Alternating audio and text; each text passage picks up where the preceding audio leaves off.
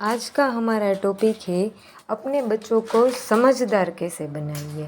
आपको कोई थॉट मन में आ रहा है कि अपने बच्चों को समझदार कैसे बनाए, हम क्या कर सकते हैं तो अपना बच्चा समझदार बनता है। चलो मैं आज आपको बताती हूँ कि अपने बच्चों को समझदार कैसे बनाइए।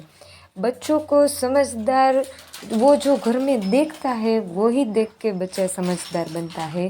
आपने ऐसा सुना होगा, हम अक्सर बड़े बच्चों को कहते तू समझदार है, तुझे ये नहीं करना चाहिए, तू समझता है इसलिए तुझे ये नहीं करना चाहिए। ऐसा होता है, आपने सुना है, ऐसा अक्सर होता रहता है। तो इस बात पे हम कहते हैं कि वो बच्चा बड़ा होके समझदारी बनेगा। क्योंकि हम दो भाई बहन हैं घर में, दो बच्चे तीन बच्चे जितने भी बच्चे हैं उसमें हम बड़े बच्चे को अक्सर कहते हैं लड़ाई होती, उसमें लड़ाई होती है, कोई चीज़ को शेयरिंग करना होता है, उसमें बड़े बच्चे को अक्सर कहते हैं कि तू समझदार है, तुझे ये नहीं करना चाहिए, तू समझदार है इसलिए तुझे ये चीज़ देनी चाहिए। तब बच्चे को लगता है कि हर बार मुझे ही सेक्रीफाइस क्यों करना पड़ता है, हर बार मुझे ही देना चाहिए। लड़ाई होती है तो हम बड़े बच्चे को ही डरते हैं, तू समझदार है इसलिए तुझे ये नहीं करना चाहिए।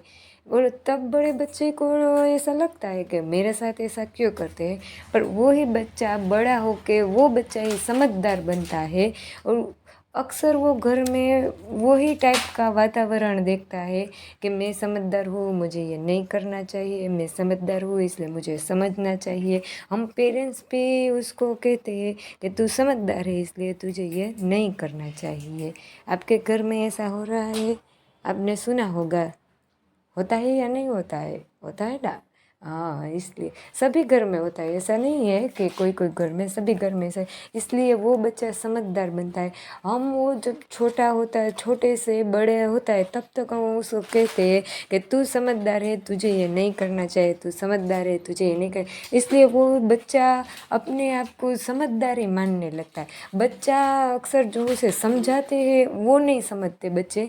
बच्चे वो घर में जो वातावरण देखते हैं, सारा दिन उसे वो जो बात बताते हैं वो बात को ही लेके बच्चा चलता है और वो ही से सुन के वो समझदार बन जाता है, उसे बनाना नहीं पड़ता। हम बच्चे को कहते रहते हैं कि ये करो ये करो, ये ऐसा वो नहीं करता। पढ़ाने के लिए भी ऐसा ही होता है। बच्चे को हम पढ़ने बैठो पढ़ने बैठो पढ़ने बैठो, वो ऐसे वो बात पे नहीं बैठता। हम उसको बताएंगे तू बहुत होशियार है, ये करता है वो करता है, इसे तो एप्रिसिएट करेंगे ना बच्चे को, तो बच्चे को मज़ा आएगा वो काम करने में और उसे अच्छा लगेगा और वो काम वो करेगा। ऐसे बच्चों को हमेशा एप्रिसिएट करें, बच्चों को ऐसे डीमोटिवेट बच्चों को ना करें। एप्रिसिएट करें कि तू होशियार है, तू बहुत अच्छा बच्चा है, तू अच्छा काम कर सकता है।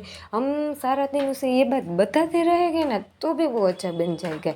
उसे ऐसा नहीं करना कि तुझे कुछ आता ही नहीं है, तू ऐसा झगड़ालू बच्चा है, तू सारे दिन किच किच करता है, ऐसा नहीं बताना चाहिए। उसे एप्रिसिएट करना चाहिए बच्चों को, तो वो अपने आप ही होशियार बच्चा बनता है और होशियार एप्रिशिएट होता रहता है। कैसी लगी आपको ये बात? अच्छी लगी? कुछ समझ में आया इसमें? चलो और दूसरी बात बताती हूँ। बच्चे को समझदार बनाने के लिए दूसरी बात, बच्चे को डेली डेली सुबह उठ के उसको केयरिंग करना चाहिए। स्कूल के लिए भी हम उठाते तो बच्चों को ऐसा कहते चलो उठो, देर हो जाएगी स्कूल के लिए, ऐसा नहीं। कोई कोई ऐसा मंत्र है, कोई ऐसा स्तोत्र हो और आराम से बच्चे को उठाना चाहिए, उसके साथ हर कोई बात शेयर करनी चाहिए। उसको हमेशा डिनर के टाइम उसके साथ बैठ कर शेयर करना चाहिए कि आज स्कूल पे क्या हुआ क्या नहीं हुआ, ऐसा एप्रिसिएट करना चाहिए। ऐसा नहीं कि जगह तो ये करता है वो करता है, वो होता रहता है वो होता रहता है, ऐसा नहीं करना चाहिए। बच्चों के साथ प्रेम भाव से रहोगे तो बच्चा भी आपको प्रेम भाव से ही आंसर देगा और प्रेम भाव से ही बताइएगा। बच्चों को हमेशा हंसते बोलते रहना चाहिए, उसके सामने गुस्सा नहीं करना चाहिए। आप उसके सामने गुस्सा करोगे तो वो आपके सामने ज़्यादा गुस्सा करेगा और ज़्यादा झगड़ालू होगा। उसका उसका माइंड ही ऐसा चिक चिक वाला हो जाएगा, वो सारा दिन गुस्सा ही करता रहेगा। आप उसके सामने शांत रहोगे, प्रेम से रहोगे, तो वो भी आपके सामने ऐसा ही रहेगा, उसमें कोई ऐसा नहीं है। आप जो घर में वातावरण रखेंगे ना, वो देख के बच्चा रहने वाला है, वो देख के बच्चा रहता है कि मुझे कैसे रहना, वो सारा दिन जो देखेगा वो ही बच्चा करने वाला है।